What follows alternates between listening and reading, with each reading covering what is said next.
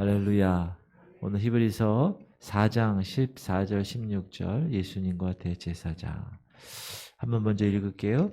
그러므로 우리에게 큰 대제사장이 계시니 승천하시니 곧 하나님의 아들 예수시라.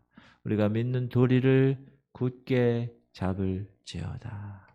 우리에게 있는 대제사장은 우리의 연약함을 동정하지 못하실 리가 아니요 모든 일에 우리와 똑같이 시험을 받으신 이로되 죄는 없으시니라. 그러므로 우리는 긍휼하심을 받고 때를 따라 돕는 은혜를 얻기 위하여 은혜의 보좌 앞에 담대히 나아갈 것이니라. 예수님과 대제사장의 관계, 이건 대단히 중요합니다.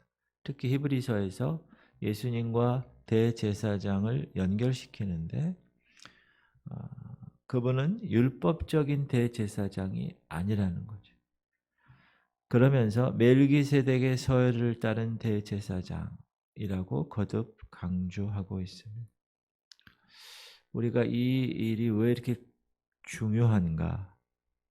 그것을 우리가 알아야 되는데 오늘 본문 14절에 보면 히브리서 저자는 우리에게 큰 대제사장이 있다고 이야기합니다. 14절에 그러므로 우리에게 큰 대제사장이 있다. 여기서 큰 대제사장은 great, high, 높은, 아주 크고 높으신 대제사장이라는 뜻입니다. 물론 예수 그리스도를 가리키고 그러면 왜 예수님을 큰 대제사장이라고 부르게 되었는가? 그 이유는 그분은 이 땅 위에 존재했던 율법 아래의 대제사장과 같은 존재가 아니셨기 때문에 그렇습니다. 구약에 있었던 대제사장은 율법에 따라 세워진 사람들입니다.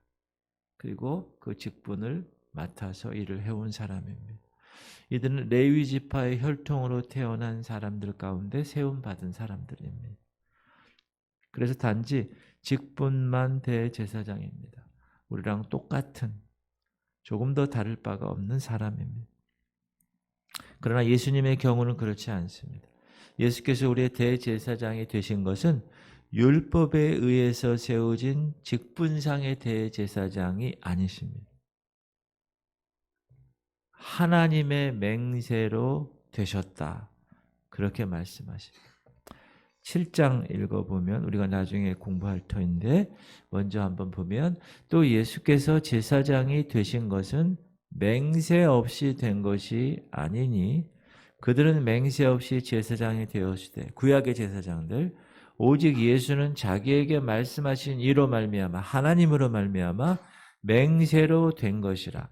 주께서 맹세하시고 뉘우치지 아니하시리니 네가 영원히 제사장이라 하셨도다. 제사장이 된 것은 맹세 없이 된 것이 아니다. 이 말씀은 시편의 말씀을 인용한 건데 여호와는 맹세하고 변하지 아니하시리라 이르시기를 너는 멜기세덱의 서열을 따라 영원한 제사장이라 하셨도다. 이 멜기세덱이라는 존재가 나오는데 누구의 족속, 누구의 서열을 따라 구약의 제사장들은 대제사장이 되었는가 하면 레위 자손입니다. 아론의 서열을 따라 되었습니다. 그리고 그 직분이 계속 이어졌습니다. 그 아들에게. 그런데 우리 예수 그리스도가 대제사장이 되신 것은 레위 족속을 따라 된 것이 아니고 멜기세덱의 서열을 따라 된 것입니다. 무엇이건 순서에 따라 그 직위를 인계받는 것이 성경적입니다. 구약의 모든 제사장들의 직분이 그렇게 그 직위를 인계받았는데 그런데 예수님은 레위 족속이 아니시죠. 예수님이 어느 지파 족속이시죠? 목사님 새벽부터 왜 그러십니까? 예수님은 무슨 족속이시죠? 네. 유다 족속, 유다 족속. 이 족속은 절대로 대제사장이 될 수 없는 족속입니다. 그런데 왜 그분이 성경에서 우리의 대제사장이라고 부르고 계시는가? 무엇에 근거해서? 레위 족속도 아닌 예수님이 대제사장의 직분을 어떻게 가지게 됩니까? 그래서 히브리서 저자가 이 점을 증거하기 위해서 멜기세덱이라는 존재를 등장시킵니다. 우리 한번 따라합시다. 멜기세덱. 이 사람은 사람 이름이에요. 멜기세덱. 레위 족속에 속하지 않은 사람입니다. 근데 하나님께서 그에게 대제사장이라는 직분을 주셨기 때문에 그래요. 이건 창세기 얘기예요. 살렘왕 멜기세덱이 떡과 포도주를 가지고 나왔으니 그는 지극히 높으신 하나님의 제사장이다. A great high priest. 똑같이 나오죠? 지극히 높은 하나님의 제사장. 이 멜기세덱은 유다 족속이 아닙니다. 자, 멜기세덱이 살아있을 그 창세기 당시에는 족속이 없어요. 누구누구 족속, 절두 지파가 있을 수 없었어요. 그때는. 왜냐하면 아브라함 시대니까. 아브라함이 이삭을 낳고 이삭은 야곱을 낳고 야곱은 12형제를 낳아서 그 12형제가 지파가 된 것이기 때문에 그 멜기세덱 시대, 살아있을 시대는 어느 지파가 아닙니다.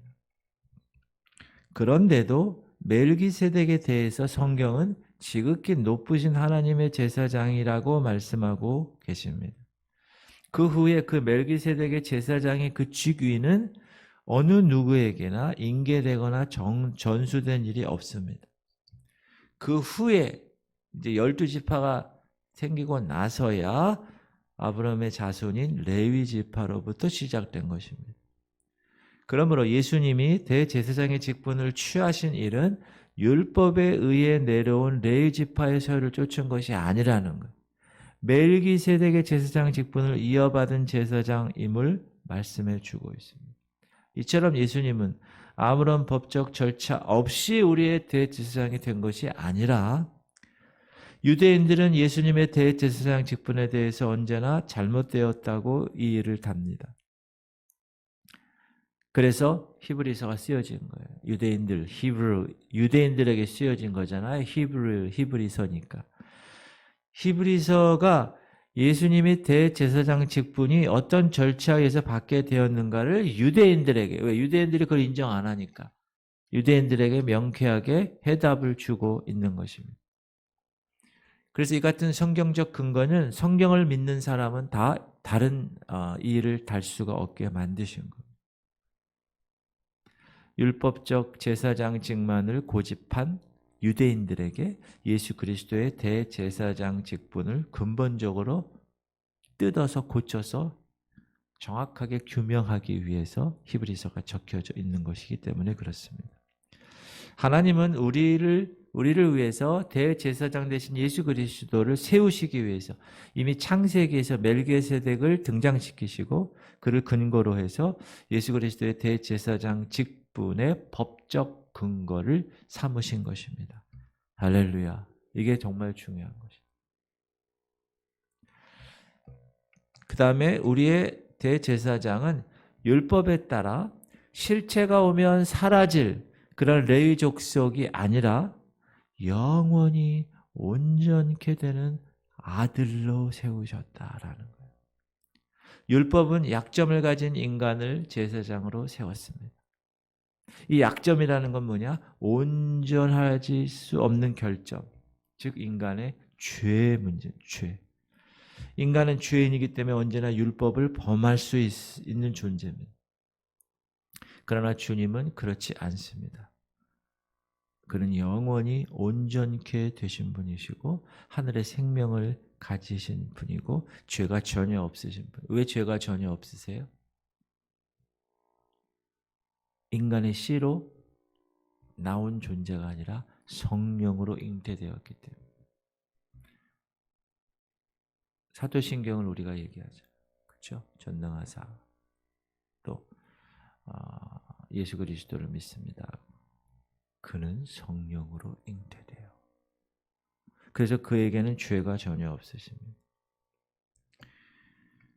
우리에게 있는 대제사장은 우리의 연약함을 동정하지 못할 리가 아니요 모든 일에 우리와 똑같이 시험을 받으시니로되 죄는 없으시로다. 죄는 없으신 분이에요. 그러므로 영원히 우리의 대제사장으로 이 직분을 가지시기에 합당하신 분이십니다. 그리고 그분이 또 대제사장이 되신 이유는 하늘에 계신 분이라는 것. 이 땅 위에 계시는 제사장들이 아니라 하늘의 지성소에 계시는 분이다. 이 땅에 제사장 직분을 가진 대제사장은 하늘에 올라갈 수 없지만 그들은 다만 지성소 앞에서 피를 가지고 하나님 법궤 앞에서 그 피를 뿌림으로 대속의 기도를 드릴 수 있는 존재뿐입니다. 이것은 장차 나타날 일에 대한 그림자에 불과한 것입니다. 그러나 예수님은 그림자 되시는 지성소에 들어가신 분이 아니라 새롭고 실체적인 살아있는 길을 통하여 하늘의 지성소로 올라가신 분이십니다. 지상의 대제사장은 죽음으로 인하여 변동이 있습니다. 죽었으면 또 이어받아야 되니까. 그러나 예수님은 영원히 살아계셔서 영원한 우리의 대제사장이 되시기 때문에 변동이 없는 분입니다.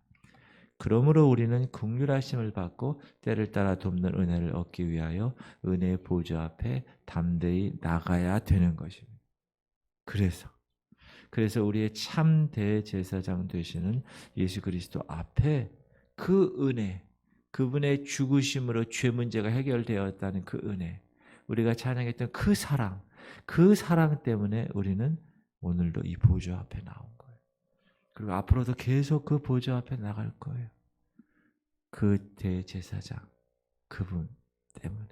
할렐루야. 오늘도 그분을 여러분의 일터에서 여러분이 있는 그곳에서 24시간 그분을 발견하려고 노력하십시오. 그러면 찾아집니다. 그게 코람데오 하나님 앞에서의 삶을 사는 거예요. 그런데 아무 생각 없이 살면 찾아지지가 않습니다. 이 거룩의 이 성결의 이 하나님의 성화의 과정은 그것을 하는 작업이에요. 내가 있는 곳에서 24시간 주님을 의식하면서 주님을 담아내는 거예요. 나를 통해서. 주님을 구현해내는 거예요. 그 사랑을. 그런 여러분 되시기를 주의 이름으로 축원합니다.